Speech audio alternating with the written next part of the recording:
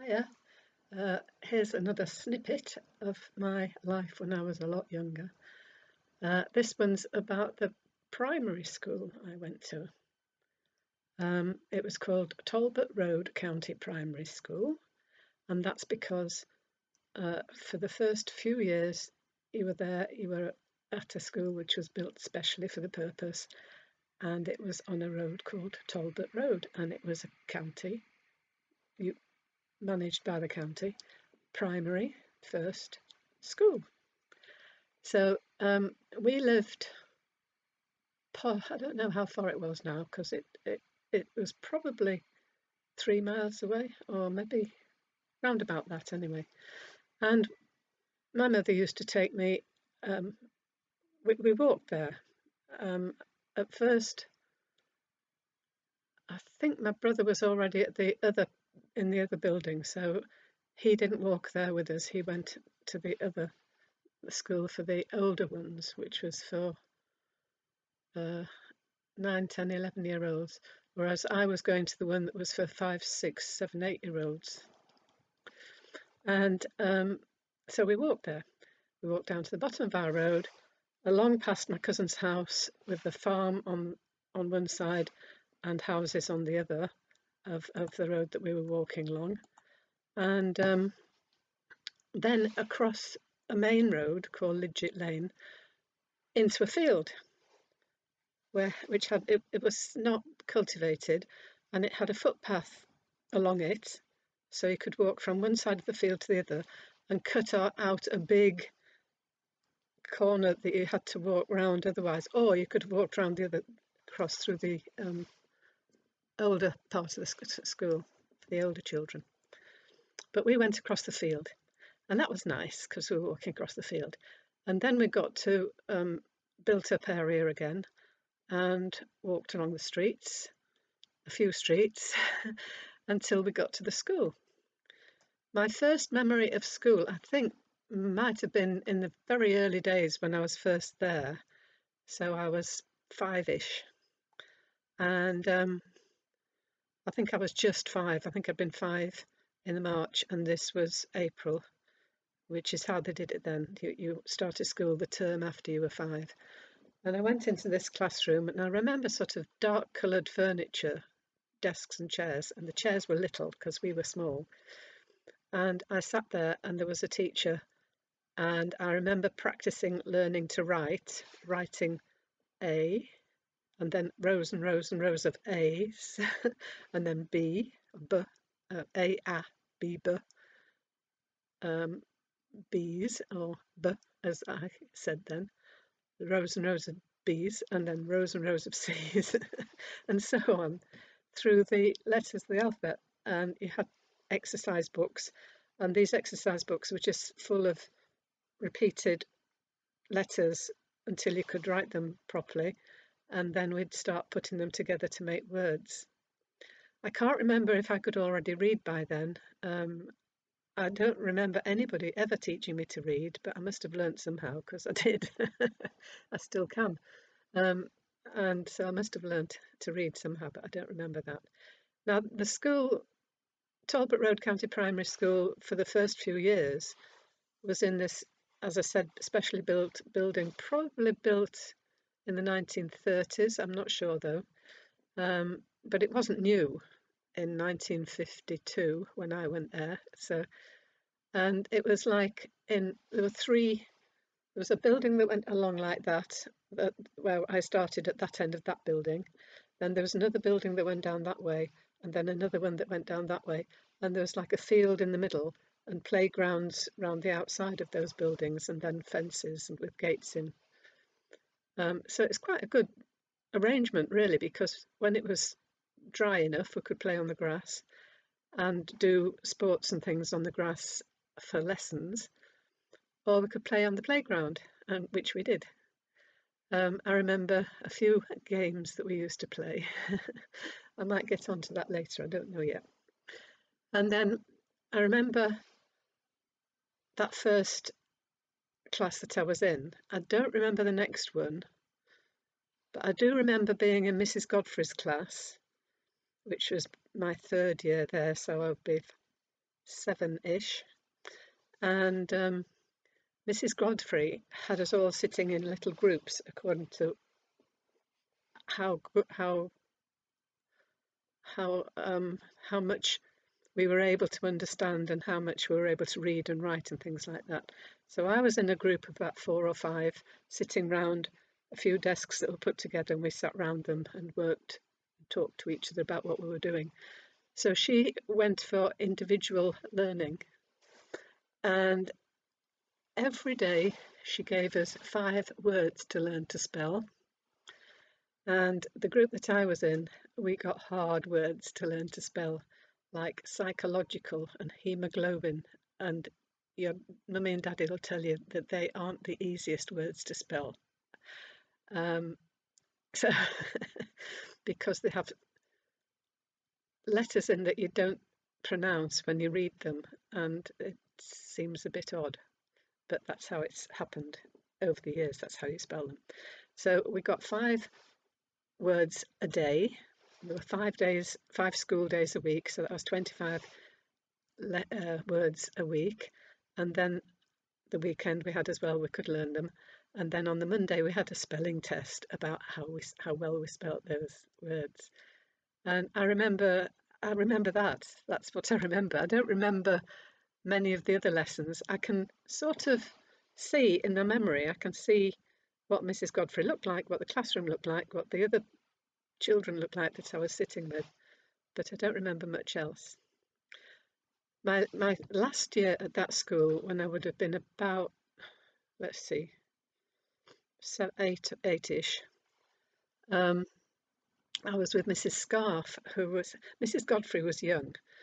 Mrs. Scarf was, well, she looked very old, but then people do when you're only 5, when you're only 8, and she had grey hair and she wore clothes very similar to the ones my grandmother wore. So I think she was probably almost due to retire. She was old for a teacher at that time. And from her, I remember learning my times tables, my multiplication tables. And we just sat, I mean, we did loads and loads of other lessons. We didn't just learn spelling with Mrs. Godfrey and multiplication tables with Mrs. Scarf, but those are the 2 bits that I remember from each of those classes.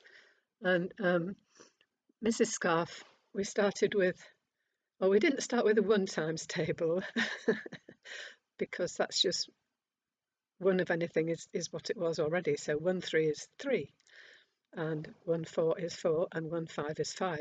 But we learnt them like that. So we went for a 2 times table. We did 2 1s are 2, 2 2s are 4, 2 3s are 6, 2 4s are 8, 2 5s are 10, and so on. And we just learnt them off pat. We not off a person called Pat. We just learnt them by rote. So we didn't sort of work out like saying I want 2 3s. So that's 1 2 3 and another 1 2 3. So I've got 1 2 3 4 5 6. We didn't do it like that. We didn't sort of understand the numbers. We just learnt it like you might learn a rhyme or something, or a song. Just learnt it like words that you chanted out. And we got up to the 13 times table with Mrs. Scarf. So I used to know what 13 13s are. I think it's 169. Sounds right to me. Anyway, I don't know because you don't use your 13 times table. 12 12 is 144. That just comes off from my memory from when I was that age. One of the ones that I couldn't ever get was 6 9s. And why couldn't I get 6 9s? Because all you do is 6 10s, which is an easy multiplication to remember, because you just put a naught on the end of the 6 when you multiply anything by 10. It's just that number with a naught on the end. So 6 10s are 60. So 6 9s would be 60 minus one of the 6s, which is 54. But I couldn't remember. I couldn't remember 6 9s. I couldn't remember 9 6s of 54. All the others I was fine with, even the 13 times table. And we went up to the 12 times table because quite a few things were in 12s in measurement, like 12 inches to a foot and 12 pennies to a shilling. So that was length measurement, inches and feet, and money measurement, pennies to shillings. So 12 came in quite useful. 13 wasn't really one that you used, the 13 times table, because it wasn't in common use for anything, measuring anything or counting in anything that I knew of. 14 was, but we didn't learn the 14 times table, so I don't know why we stopped at 12. Maybe she thought that was enough. Anyway, so then after that school, um, when you reached 9, you went on to another one which was nearer to us, which is where my brother had been, but he'd finished there when I got up there because he was 3 years older than me. So when I was 9, he was 12, and he'd gone to secondary school.